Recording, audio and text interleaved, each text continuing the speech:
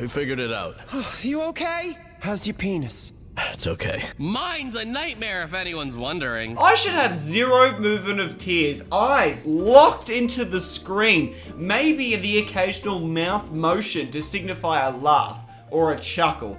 But that should be the general blueprint of my face when I'm watching a Bob's Burgers episode. But instead, the episode The Plight Before Christmas had my face unexpectedly wetter than I thought. My tears, like I'm not talking about the... I could probably retake that and make that sound. And I expect this from other shows. BoJack Horseman, he's gonna break down sooner or later. Up, that's a tearjerker.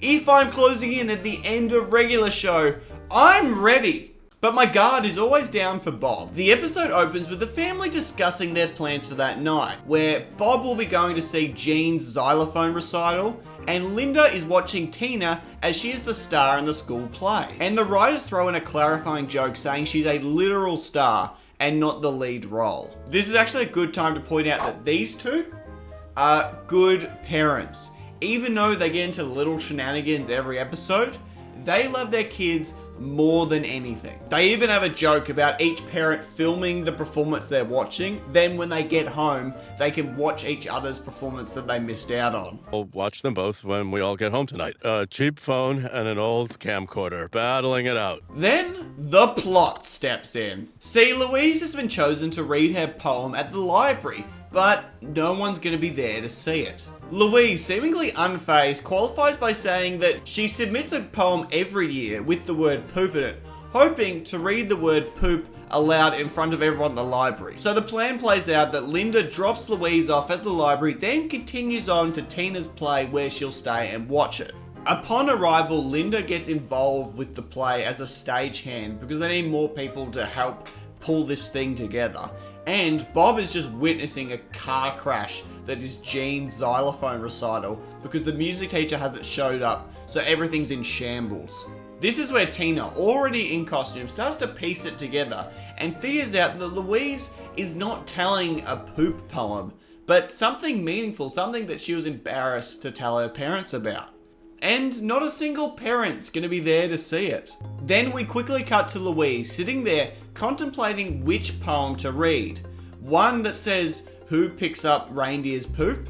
And the other one that she actually submitted that's from the heart, "What's around the tree?" Tina pleads to her mother to leave her play and go see Louise because otherwise she'll be all by herself. Linda can't leave as she's the only stagehand on the job, so Linda ends up calling Bob and tells him to get his ass down there before it's too late. Bob answers the call and then he leaves the recital before it even begins, hails down a cab and directs him towards the library. So when Linda confirms to Tina that her father's gonna go see Louise's poem, then Tina continues with her play. Back in the taxi, the driver actually apologizes to Bob and says, "Sorry if I'm not answering you, I'm a little hard of hearing." But Bob confirms that they are going to the library, right? Taking me to the library? You said refinery. No! What? Oh my god, we're going the wrong way. I need you to take me to the library, the public library. That's what I said. Oh! What refinery were you taking me to? I don't know, but I didn't want to seem like I didn't know, you know?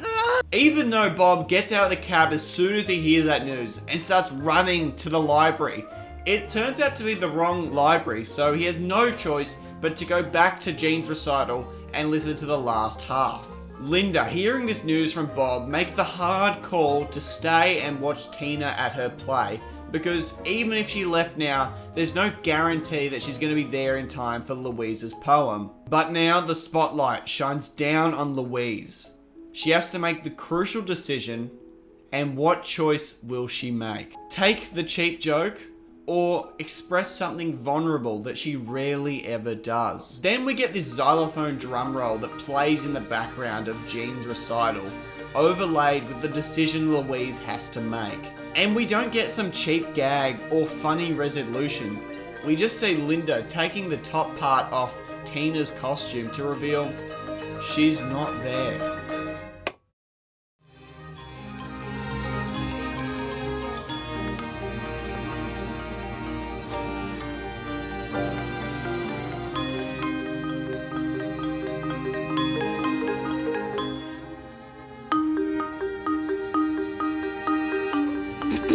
What's Around the Tree by Louise Belcher. I can't see what's around the tree when I'm pawing through the presents. But when I sit back and get my present unwrapped, I look up and I see my parents. I see and smell my brother. That's clearly where the gas is. And I see my sister with something that looks like gingerbread on her glasses. And we don't have gingerbread, so this is odd. We made funny ornaments for the tree this year, and we make funny ornaments sitting here around the tree.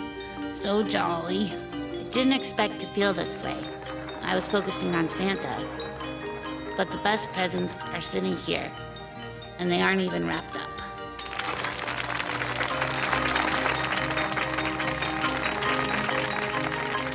And this episode caught me off guard because the decision in the end wasn't what poem will she pick, but who will show up for her. And after seeing the failed mission from Bob, Louise underplaying what she's doing, and Linda making the tough call to stay with Tina, ironically the real presence Louise is talking about and referencing in her poem is the family that showed up for her when she's reading this at the library. And we see Bob and Linda just sitting in this proudness that even if them themselves can't show up, they have raised this family that will. And I'm just thinking in my head that Bob's Burgers, they brought the heat. Anyway, this is a great episode and it's a really fantastic show that's usually hilariously funny. And I recommend you go watch it. So, that's all from me today. I hope you like and subscribe the video, comment what's your favorite Bob's Burgers episode, and I'll catch you with the next one. It's Kaz the Guy. See you later. Bye bye bye.